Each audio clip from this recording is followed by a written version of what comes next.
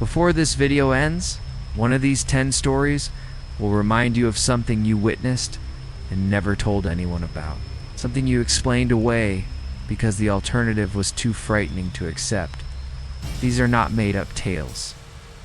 These are verified accounts submitted by real people who still check their locks twice, who still sleep with the lights on, who still flinch at sounds they cannot explain. 10 stories, 10 pieces of your reality permanently fractured. Check your doors right now. I'll wait.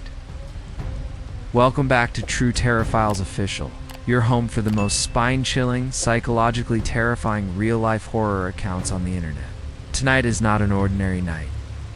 We have assembled 10 of the most disturbing stories ever submitted to this channel.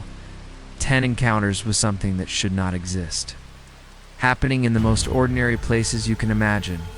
A new apartment, a lonely highway, a quiet suburb, a hospital room. Horror doesn't always announce itself, doesn't always come with a warning. Sometimes it's already inside the house when you arrive. Sometimes it has been watching you for longer than you know. We are going to tell you every single one of these 10 stories from beginning to end. Nothing edited out. It's nothing softened. Because these people deserve to be believed. And because somewhere in your own life, you may already know one of these stories better than you realize. Stay with us.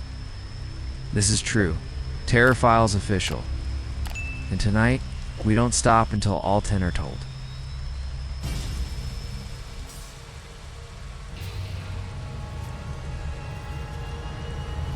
Her name was Mara, a 29-year-old graphic designer who had spent 3 exhausting months searching for an affordable apartment in a city that seemed determined to swallow her whole. When she finally signed the lease on Unit 4B of the Aldwych building, a narrow, aging brownstone wedged between a dry cleaner and a vacant lot, she told herself the slightly too low rent was simply good luck and nothing more. That the faint smell of cigarette smoke embedded in the walls would fade with enough candles and open windows, and the first week passed without incident. She unpacked her boxers, arranged her furniture, and fell asleep to the sound of rain tapping against the fire escape, convincing herself that the low groan she sometimes heard from the hallway was just the building settling into its old bones the way old buildings do. It wasn't until the 8th night that she found the first note tucked beneath her coffee maker, a small folded square of yellowed paper, and when she opened it, the handwriting inside was precise. Careful, almost formal, you always forget to lock the bathroom window. The latch on the left side is broken. Should fix that. And Mara's heart lurched sideways, because her first rational thought was that the previous tenant had left it behind as a quirky warning to the next resident. People did things like that. People left little notes about drafty windows and faulty pipes. But then she walked to the bathroom and looked at the window, and the latch on the left side was, in fact, broken. A detail she had never noticed, had never mentioned to anyone, had never posted about online, and she called her building manager. It's a disinterested man named Gerald, who told her the previous tenant had moved out 8 months ago and left no forwarding address. Mara filed it away as a coincidence and went to bed. The second note appeared 3 days later, slipped beneath the edge of her bedroom door overnight. You should call your mother back. She's been trying to reach you, which was true.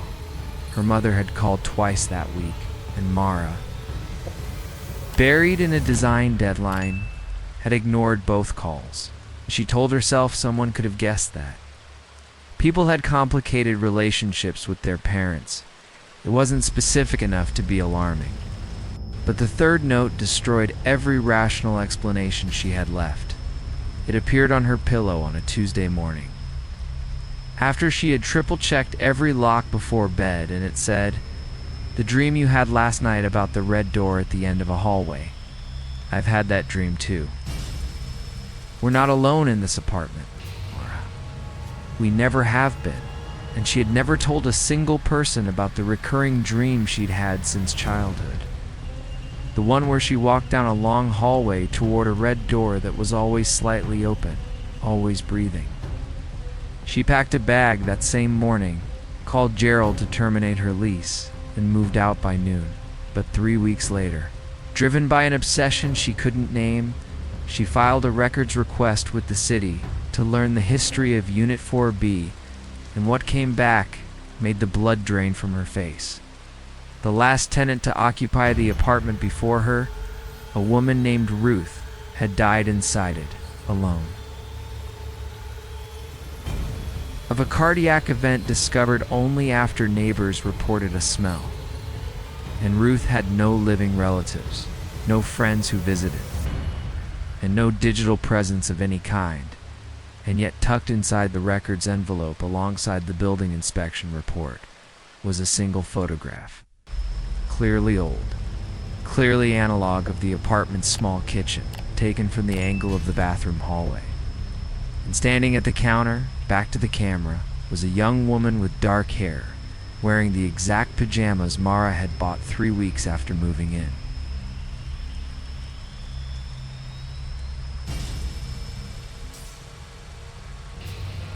Desmond was a retired electrical engineer who had always believed that the universe operated on frequencies, so that reality itself was simply a matter of tuning in to the right signal. And so when he purchased a surplus military shortwave radio from an estate sale outside of Shreveport, Louisiana, an SR-47 unit with a hand-modified dial range extending far beyond its factory specifications, he carried it home to his workshop with the same reverence he might show a piece of history. In the first week, he cataloged the frequencies methodically, logging everything from amateur operators, trading weather reports, to the faint ghost transmissions of Cold War-era broadcast towers that no one had bothered to dismantle. It was on a Thursday night, at 11 minutes past 2 in the morning, that he found the frequency. It sat between two marked positions like a hairline gap in the spectrum, and what came through it was not static, not music, not code, but a voice, a man's voice, soft and confused, saying, I don't understand where I am. It was just a moment ago. I was just in the car. Sandra, can you hear me? I need you to know I love you. Tell her I love her too. Tell the baby. Desmond adjusted the gain and listened, and then the sound ended. Not with static, but with what he would later describe only as a kind of acoustic void that pressed against his eardrums like the absence of everything. He checked the frequency the next night, and a different voice was there. An elderly woman's, her words slow and precise. The pain is gone now. I didn't expect it to go so quickly. Not afraid. I thought I would be afraid. Desmond, who had spent 40 years in logic and circuitry, sat very still and began recording every transmission, documenting 47 separate voices over 3 weeks, all of them disoriented, all of them in varying states of clarity, many of them saying goodbye, many of them giving names, and he cross-referenced 8 of those names with local obituaries, matching first names, partial last names, and approximate dates of death, and 7 of the 8 matched within a 48-hour window of when he'd recorded the transmission. He called a colleague, a physicist named Bernard, who listened to the recordings for over an hour, and then set down the headphones and said with complete academic composure, Desmond, you need to stop listening to this frequency. I know what it is. I don't know how it exists, but whatever's traveling along it, it's not doing so intentionally. And I don't think it knows it's being recorded. Desmond did not stop immediately. He had 14 more transmissions logged before he finally powered the unit down for good, and the last recording. The one that made him dismantle the radio and pack it into a box he taped shut and placed in a storage unit across town, was a voice he recognized. It was his own, speaking in a calm, wondering tone, saying, It was fast. I didn't feel anything. Just need someone to know the radio. Don't let anyone else find the radio. The date and timestamp on that recording was 3 days in the future.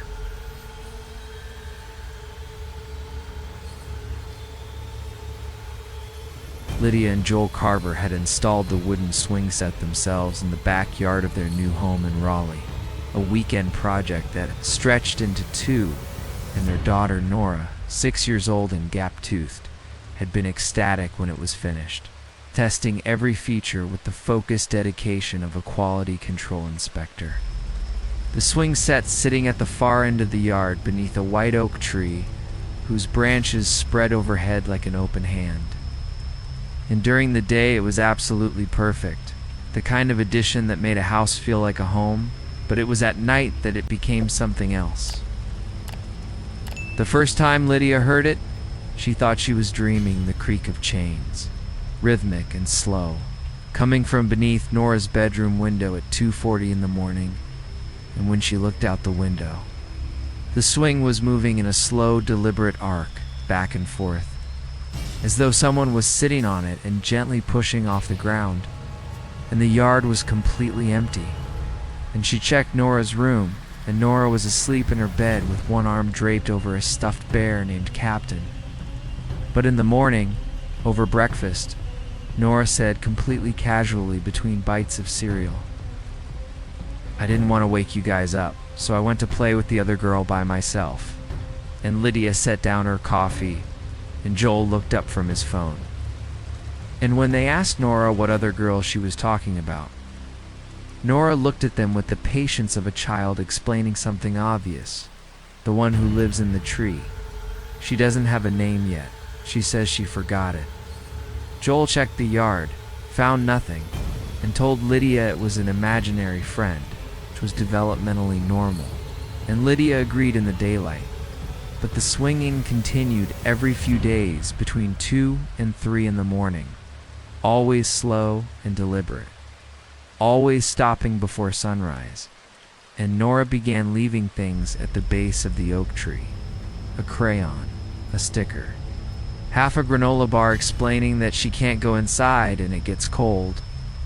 One Saturday afternoon, Lydia took a spontaneous photograph of Nora on the swing set, ordinary in every way, and when she looked at it later that evening, the image showed Nora on the left swing, laughing midair, and on the right swing, in the same frame, blurred slightly as if mid-motion, was the distinct shape of a second child, a girl, smaller than Nora, with long dark hair, who Lydia had not seen and had not heard, but whose shadow on the grass beneath the swing was perfectly sharp. 2 separate photo professionals confirmed the image had not been edited and showed no signs of alteration. The family moved out 9 weeks later, and on the morning they loaded the last box into the moving truck, Nora stood at the back gate and waved at the oak tree. "She said she'll miss us," Nora told her parents with a small, sincere smile. "But she said she's okay. She said she always finds new friends."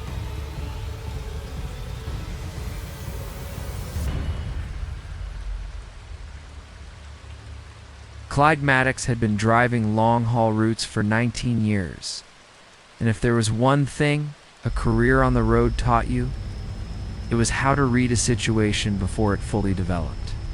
So when he first saw the figure standing on the shoulder of Route 19, just past the Beaumont overpass at 3:26 in the morning, his instinct was to keep driving.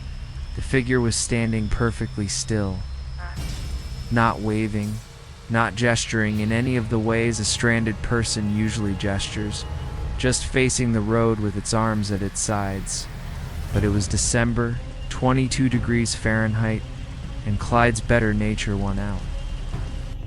So he eased the rig onto the shoulder and rolled down his window. The person appeared to be a man, mid-30s, dressed in a gray wool coat and dark trousers, no hat, no gloves, carrying nothing, with pale features and dark eyes that caught the headlight glow in a way that struck Clyde as slightly wrong, too reflective, too still, and the man climbed into the cab without a word, without a thank you, without looking at Clyde directly, buckled his seatbelt with slow, careful precision. And when Clyde asked him where he was headed, the man said, "Wherever you're going," which was not an answer, but it was said so quietly and without inflection that Clyde decided not to push it, and they drove in silence for 11 miles. Clyde reached for his thermos and glanced in the rearview mirror to check his trailer clearance. And that was when he noticed. The mirror captured everything. The dashboard, the windshield, the road behind them. The dark edge of the bench seat, but where the man should have been sitting, where...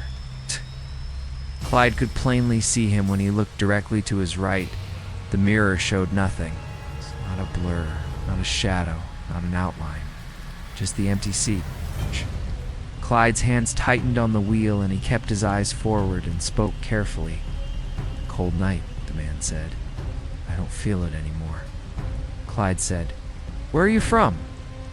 The man was quiet for a long moment, and when he finally answered, his voice had changed, flatter, more distant, like a radio signal losing its tower. "I was going home. There was ice on the road. I didn't have time to," and then he stopped. And Clyde glanced sideways, and the seat was empty. The seatbelt hanging buckled but slack, the cab 11 degrees colder than it had been 20 minutes prior. Clyde pulled over at the next rest stop and called his dispatch operator, asking them to run a search on the stretch of Route 19 between mile markers 44 and 55, and his dispatcher called back 4 minutes later with a voice that was slightly strange. "Clyde, there was an accident on that stretch tonight. Single vehicle, ice on the road. Driver was pronounced on scene at 2:50 a.m., an hour before Clyde had picked him up."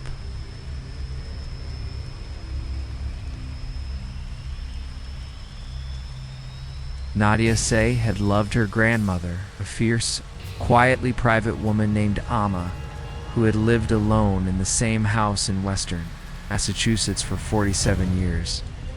And when Amma passed at 83, leaving the house to Nadia in her will, she took 2 weeks off from work to sort through it, saving the attic for last because AMA had always kept it padlocked and had never offered an explanation.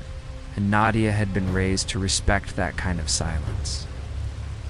And she found the key in a ceramic bowl on the kitchen windowsill, taped to a small index card that said only, "When you're ready." The attic was large and climate-controlled and filled not with the usual debris of a long life. No broken furniture, no old clothes, but with photographs, thousands of them. Organized in archival boxes labeled by year, stored with the deliberate care that suggested the collection was the attic's entire purpose. And when Nadia opened the first box, the photographs were all of her, not of the family generally. Not of Amma, not of her childhood home, specifically her. It's from infancy through adulthood, covering events and moments she had attended and forgotten and never thought to document. Photographs of her at 8 years old in a park she barely remembered. At 14, outside her middle school. At 22, walking through a city she had visited briefly for a conference. At 27, sitting in a coffee shop she had stopped at once on a road trip for maybe 40 minutes, and the angles were all wrong. Doorways, windows, distances, perspectives from someone watching, not participating. Nadia opened boxes for 3 hours until she reached the box labeled with the current year. And inside it were 31 photographs. The first 29 covered her arrival at the house, her car in the driveway.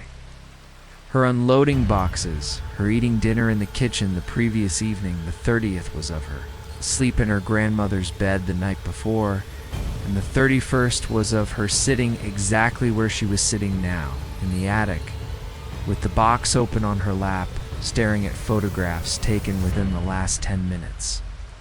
She searched every inch of the attic for a camera or hidden device, and found nothing. And when she later asked a local historian about her grandmother, The woman told her something Nadia had never known. Emma had been a professional photographer in her youth, specializing in a technique called anticipatory documentation, capturing subjects in moments before they were aware they were being observed, and the historian said she was extraordinary. She always said the most honest photograph is the one the subject never poses for. Nadia donated every single photograph to a sealed archive and never went back to the house.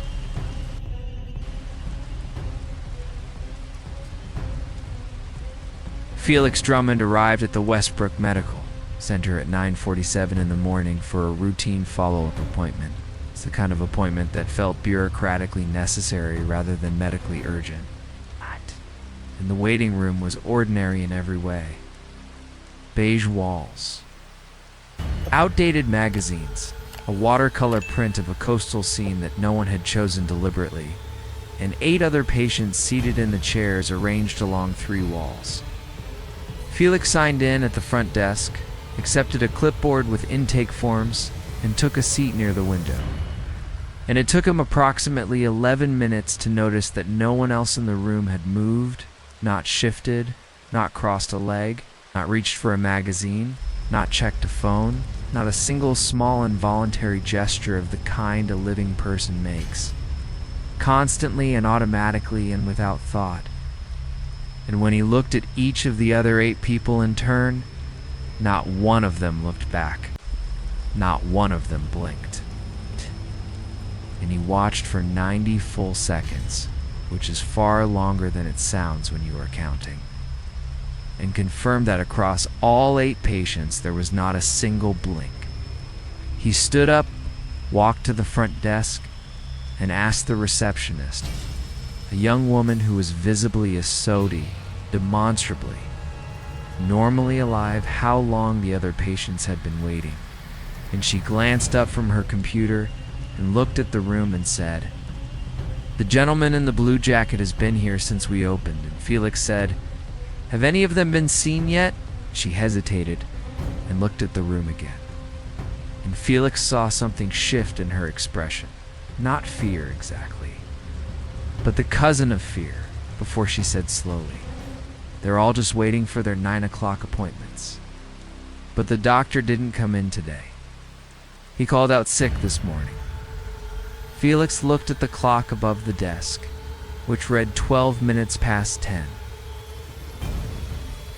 And he said, "You let 8 people sit in that room for over an hour without telling them the doctor isn't coming?" And she said, with the specific flatness of a person working very hard not to panic, "Mr. Drummond, there are no other patients in that waiting room. You're the only one here." Felix turned around, and the room was empty. 8 chairs, 8 spaces, 8 pools of undisturbed stillness.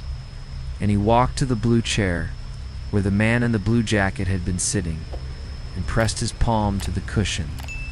And the seat was cold, colder than the air in the room, colder than anything in the room had any right to be, and pressed into the fabric with the shallow twin grooves of someone who had sat there for a very, very long time, was the warm impression of a body that had only just left.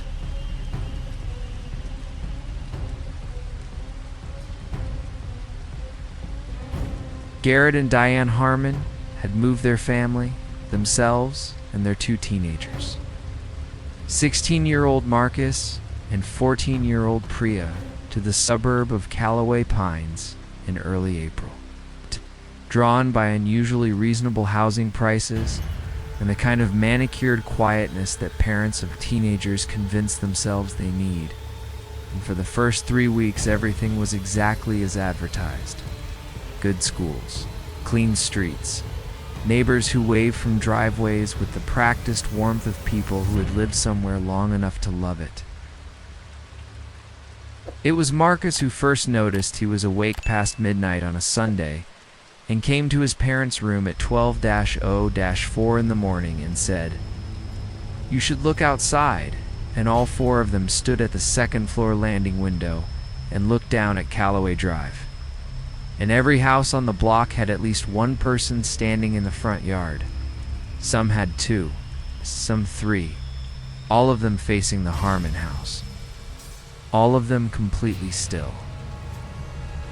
And the family stood at the window for 3 minutes watching, and at 12:01, as suddenly and silently as they had appeared, every single neighbor turned and walked back into their homes, lights going out in sequence along the street like a current being switched off.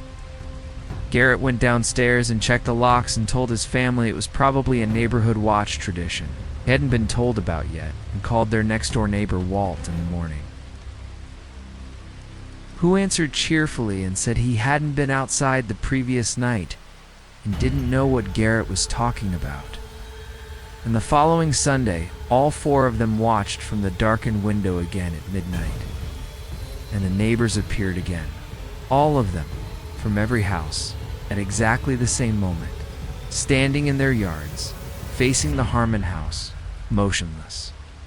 Garrett went outside, walked to the edge of his porch, called out to the woman across the street, a librarian he'd met at the school orientation, and she didn't respond, didn't blink, and when he walked to within 5 feet of her and said her name, she turned her face toward him, and it was her face, recognizably hers. But her eyes were open and fully white, the iris and pupil invisible, as though they had rolled back to show only the pale interior of the socket. And she said in a voice that was hers, but also not hers at all, "You moved here early. The house was supposed to sit empty until November. You're not accounted for." At 12:01, she blinked, smiled pleasantly, said, "Oh, Garrett, hi. I didn't see you there," and walked back inside.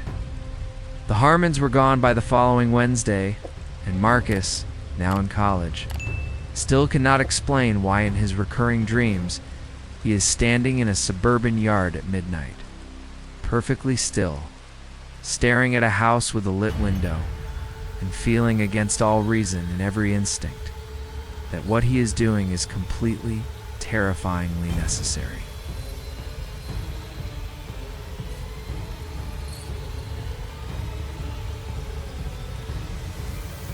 Simone Caldwell had been a widow for 14 months when the voicemail arrived. 14 months since the accident on the interstate that had taken her husband Darius. 14 months of learning to live in a house that was the same size it had always been, but felt 3 times larger. And she had kept his phone number active for almost the entire period, paying the bill each month with the vague, unexamined hope that maintaining it was a form of not yet letting go.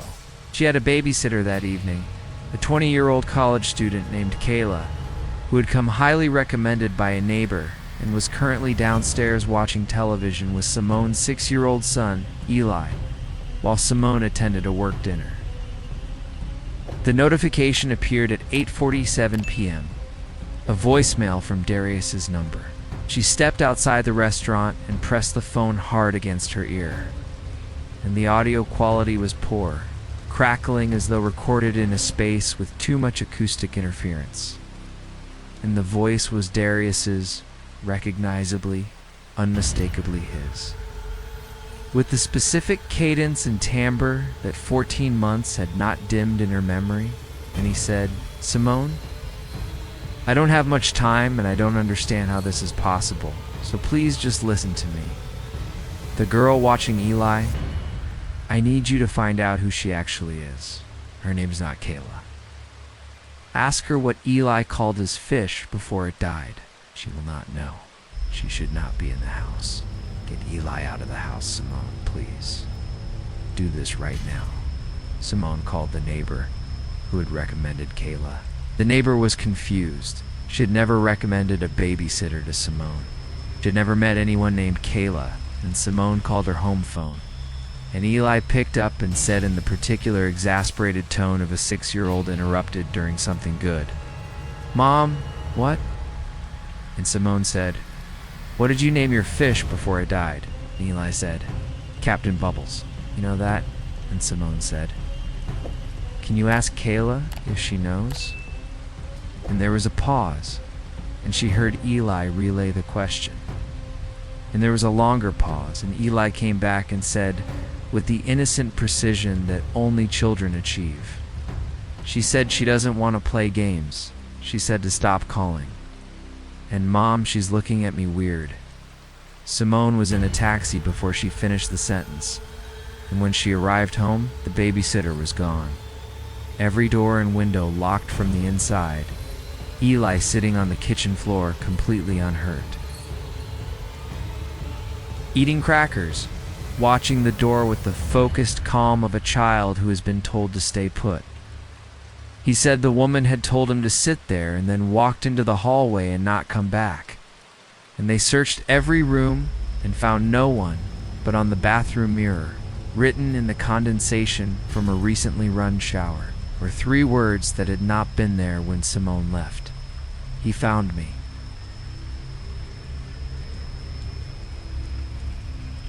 Theo Barrows had organized the trip meticulously for days at a rented lake house with 3 of his closest friends from college.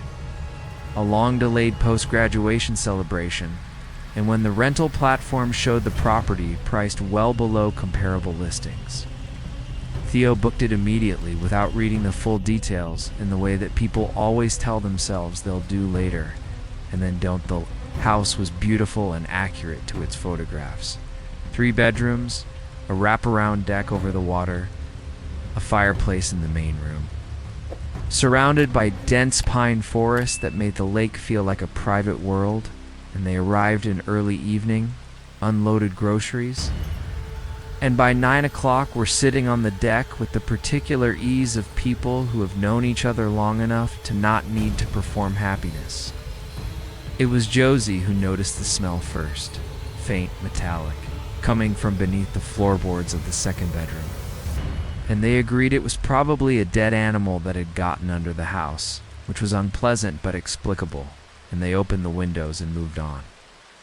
The guest book was on the kitchen counter, and Theo flipped through it idly after dinner, reading the cheerful testimonials that rental properties accumulated like annual rings. Wonderful stay. Beautiful sunsets. Will definitely return, until he reached the last entry, dated 7 months prior, which read, "We had to leave early. We're sorry to whoever comes next." The man who lives in the crawl space under the second bedroom is not aggressive, but he doesn't leave. We don't know how long he's been there. We didn't call the police because we were afraid that if we waited for them to come, something would change. Please check before you stay. "We are so sorry," Theo read the entry 3 times, and called the rental platform's support line, then woke his friends. And they argued for 20 minutes about what to do. Leon said it was a prank written to frighten people, which was the rational position. But then they heard the sound. It came from beneath the second bedroom, slow and sequential, like someone shifting their weight on old wood, patient and unhurried. The sound of someone who had been lying very still for a very long time and was now very gradually choosing to move. They left within 4 minutes without most of their luggage and reported it to local law enforcement the following day. And 2 officers checked the property and confirmed that the crawl space beneath the second bedroom showed signs of extended human occupation. Food wrappers, a sleeping bag, a collection of personal items and photographs taken during the previous renter's stay. Found in a bag beneath the house included images of all 4 of the previous guests, taken through floorboard gaps from below while they slept.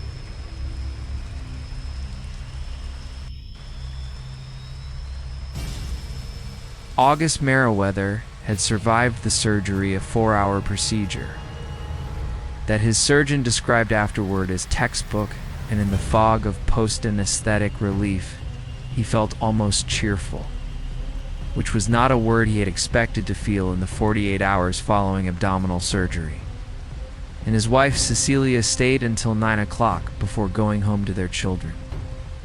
and August fell asleep to the sound of the hall monitor's rhythmic beeping with the particular deep surrender of a man whose body had been through something significant. He woke at 3:33 in the morning. He could see the digital clock on the wall, and a nurse was standing at the foot of his bed, checking his chart, a woman in scrubs with dark hair and her face partially obscured by the poor lighting, writing something in the folder clipped to the end of his bed. And he assumed she was doing routine overnight rounds and went back to sleep. The same thing happened the following night, 3:33 exactly. And on the third night, August stayed awake watching the clock from 11 p.m. forward. And at 3:33 the door of his room opened and the nurse entered. And this time he could see her more clearly in the ambient light from the hallway. Young, perhaps 30, with dark circles beneath eyes that did not blink at a normal frequency.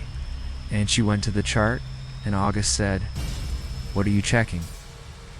And she looked up and said, with a slight pause before each word as if translating from another language in real time, "Your progress. You're doing well." August said, "What's your name?" And after another pause, she said, "Eleanor." August said, "You've been in every night at exactly 3:33. And she looked at him steadily and said, "I know. Cecilia mentioned it to the floor supervisor during her visit the next morning." And the supervisor checked the staffing log for the overnight shift and confirmed there was no nurse on the 4th floor between 2 a.m. and 6 a.m. The floor ran on reduced staffing overnight, with nursing coverage from the 3rd floor via intercom, and no one named Eleanor had worked at the hospital for 11 years, since a staff nurse by that name had died during an on-call shift, a cardiac event in room 412, which was the room in which August had been recovering. And on the day August was discharged, he asked to see his chart, a patient's right. And everything in it was accurate and current, and exactly as his surgical team had recorded it. But clipped to the inside of the cover behind the official pages was a single index card that had not been there during any of his surgeon's visits, and written on it in careful, old-fashioned cursive were 6 words: "You weren't supposed to leave yet." 8.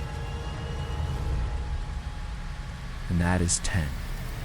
10 stories that began in ordinary moments and ended somewhere none of us fully understands.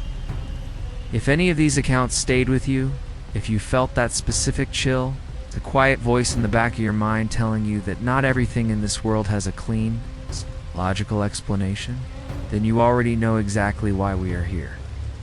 We don't sensationalize.